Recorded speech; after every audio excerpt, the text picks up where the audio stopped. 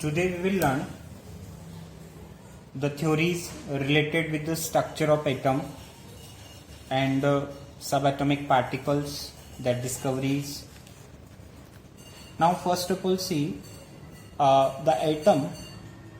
The existence of atom was proposed in the early centuries in even 400 BC,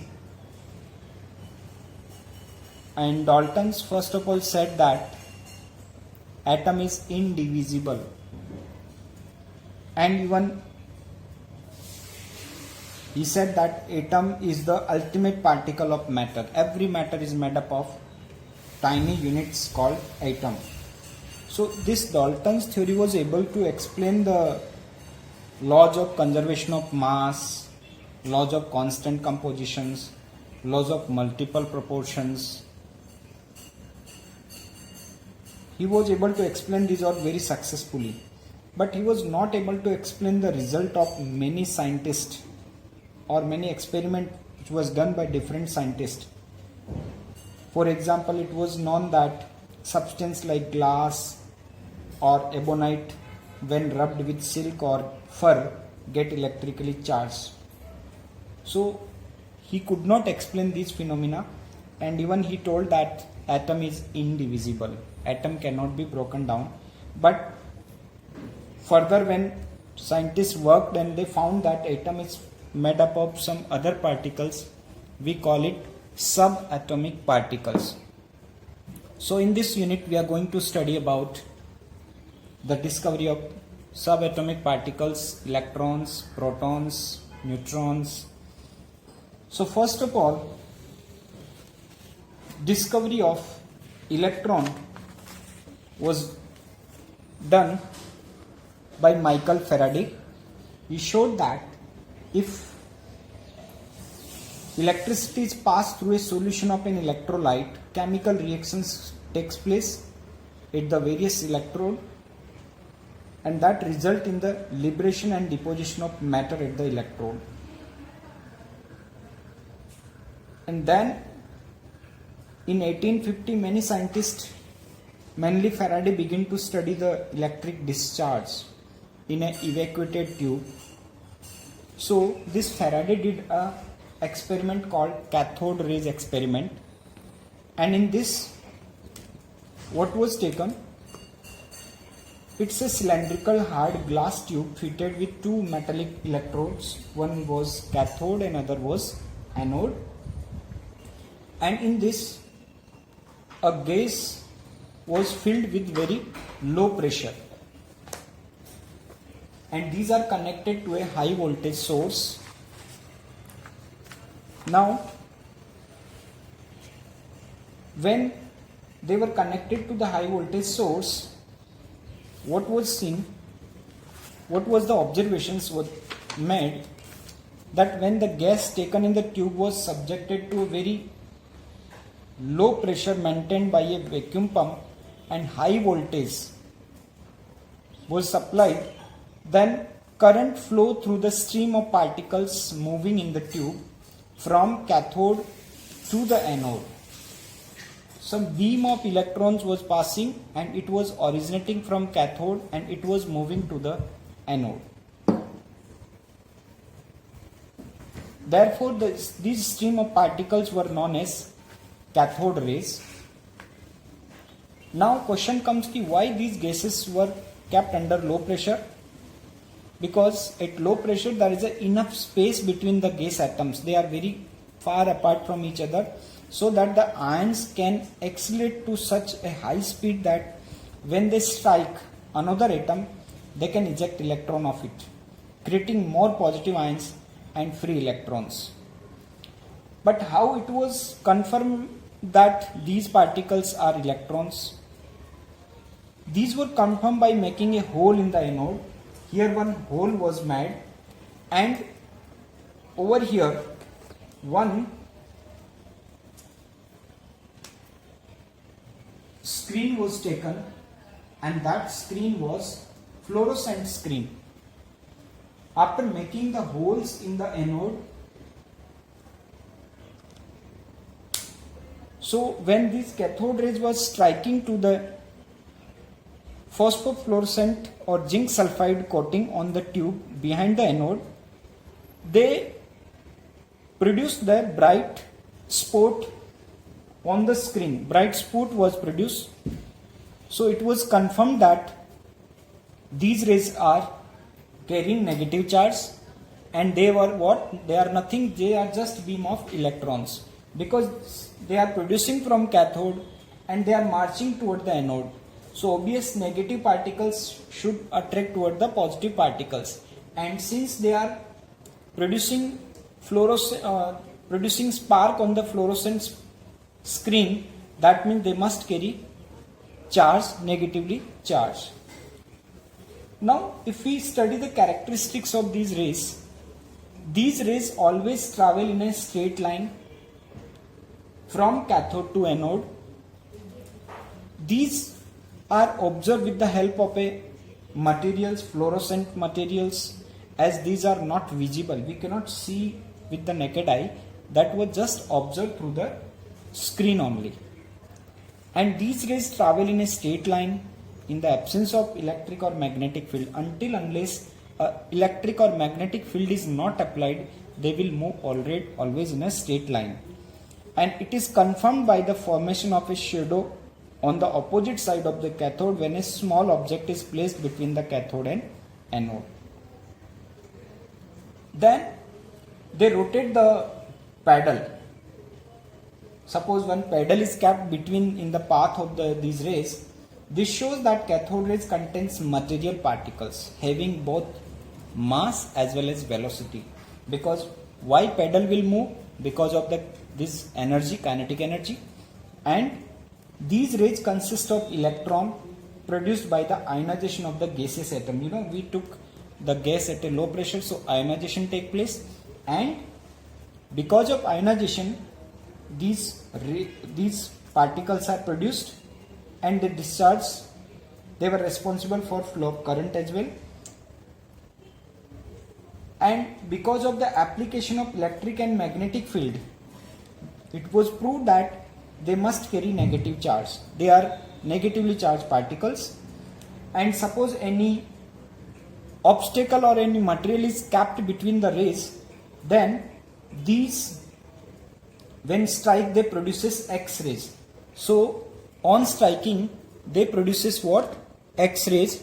So that was the another, we can say, feature. So you need to study they produces X-rays strike with the hard metal. So this was the result of the cathode rays experiment. Now see the charge of the mass ratio of electron. Charge to mass ratio of electron means after discovery of the electron, it was felt that what is the mass and what is the charge of that particles. So J.J. Thomson made a setup of cathode rays tube, and what he applied, suppose this is the cathode ray setup, and he applied the electric and magnetic field. Suppose this is N and S, this is the magnet, and these are the electric field. So cathode rays was passed through electric and magnetic field, but these two were perpendicular to each other. On board it is looking same, but actually they are perpendicular to each other, as well as the path of the electron. This is the path of the electron, and here you can say the magnetic field, and this side you can say parallelly, just this side perpendicular to the magnetic field. So cathode rays which constitute the particles, these cathode rays are what? Nothing. They are nothing, just group of electron, beam of electrons. They travel in a straight path without any deviations. But what Thomson suggested, that when electric or magnetic field are applied in the path of the this cathode rays, then these rays deviate from their path. They get bent from their path, and the experiment is based on principle that the extent of deflection of these electrons depend on the charge on its electron and mass of the electron. Means that deviation is there, but this deviation depend on what? Deviation depend on charge as well as the mass of the particle. So this Thomson experiment, if you see here, in this what was observed, suppose this electric field was there, no magnetic field, only electric field was applied and cathode rays were moving, then they deviate from their path and they hit the cathode rays tube at a point, you can say here A point, this point, first point. It is in the presence of only electric field, and in absence of both type of field, suppose electric and magnetic field both are not there, then obvious there is no deviations and they will move straight line, that is point B. And when only magnetic field was applied, not the electric field, then they get deviated and they strike to the point C. What it shows? It shows that in the presence of electric field, they move to the positive side because they carry negative charge, so they strike to the point A. And when magnetic field, in magnetic field their opposite is opposite, their behavior is opposite, so they strike to the point C. So when from this experiment, what he determined? He determined the charge to mass ratio of electron, that is called E by M, and that was found to be 1.758820 into 10 raised power 7 coulomb per kg inverse. So where E is the magnitude of charge on electron and this is the mass of the electron. Further, the experiment was carried out with the different gases in discharge tube. He changed the gases in the cathode ray of experiment and he found the result. All the time the result was same. So how he got the charge and mass of the electron? One scientist called R.A. Millikan, through his oil drop experiment, he was able to calculate the charge on electron and it was 1.6 into 10 raised to minus 19. It was a negative charge. And present accepted value is same, 1.6022 into 10 raised to minus 19. That is 1 unit charge, we take it negative charge. So by the ratio of, if we take the ratio of electron charge and E by M ratio, we can get the mass of the electron. So this is the charge of electron, 1.6022 into 10 raised to minus 19 upon, this is the E by M ratio, charge to mass ratio. So here E2 will get cancelled and that is 1 by M means Me, mass of electron, and it was 9.1 into 10 raised to minus 31 kg. So from this he was able to explain the nature of the electron as well as their charge and mass of the electron. After discovery of the electron, the Goldstein brought the idea that there must be some positively charged particles that neutralize the negatively charged of the electron to maintain the electrical neutrality of an atom. Because when atom is ionized, it gives ions, gaseous ions and negatively charged electron. So obvious, if it carry negative charge, then there must be some positive charge to make it electrically neutral. So electrically discharge carried out in the modified cathode rays tube led to the discovery of another rays called canal rays, and the experiment is called canal rays experiment, and this was done by Goldstein, called canal rays experiment. In this, the setup was same as what we did in the cathode rays, just only the rays were produced from the anode, not cathode, and they were having the some of the properties that we will discuss here. Unlike cathode rays, mass of the positively charged particles, the anode rays that is produced from the anode, their mass depends on the nature of the gas. In cathode rays it was same, irrespective of gas, whatever gas you take, the the mass and the charge of the particle was same, but here the mass of the particle depends on the nature of the gas. Secondly, the charge to mass ratio, that is E by m ratio of the particles, depends on the gas from which these originate. That is, it depends on the material in the canal rays. Some of the positive charge particles carrying multiple of the fundamental unit of electric charge, even that was in multiple or higher. And the behavior of these particles in the magnetic or electric field, if we study, that is just opposite to the cathode rays. Because here the charge is opposite, so their behavior was also opposite. Right? So, the smallest and lightest positive ion was obtained from the hydrogen and it was called proton. This positively charged particle was characteristics in 1919. Later, a need was felt for the presence of another electrically neutral particle as one of the constituent of atom, and it was done by a scientist called James Chadwick. This scientist, James Chadwick, did an experiment that was the bombardment a thin sheet of beryllium by alpha particles. What are alpha particles? That is helium ions, positively charged, doubly charged helium ions.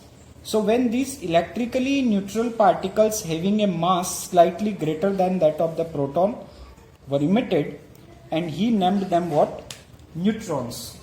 So neutrons were discovered by James Chadwick, and this was a important property of this particle was, if you see, that the mass of this particle was quite similar to the proton,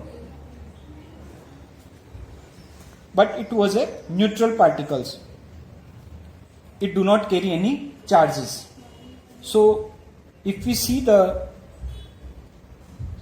these three fundamental particles, their charges like electron, proton and neutron. If you see their charges and their masses, the electron charge was minus 1.6022 into 10 raised to minus 19 coulomb. The mass of proton was quite similar, but it was positive 1.6022 into 10 raised to minus 19, but here it is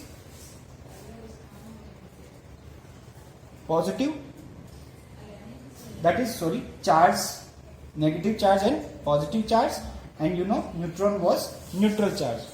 And at that same time, if you see the mass of these particles, the mass of electron is very less, that is 9.109 into 10 raised to minus 31, and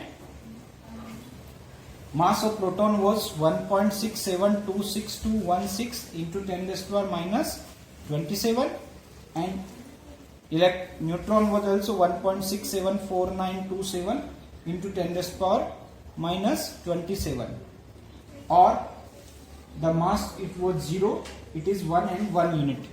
So if you compare these all masses, if you compare all these masses, the mass of electron is negligible and their mass is taken as unit mass, 1 unit unified mass, but charge is negligible for neutron, and protons and electrons carry oppositely charged.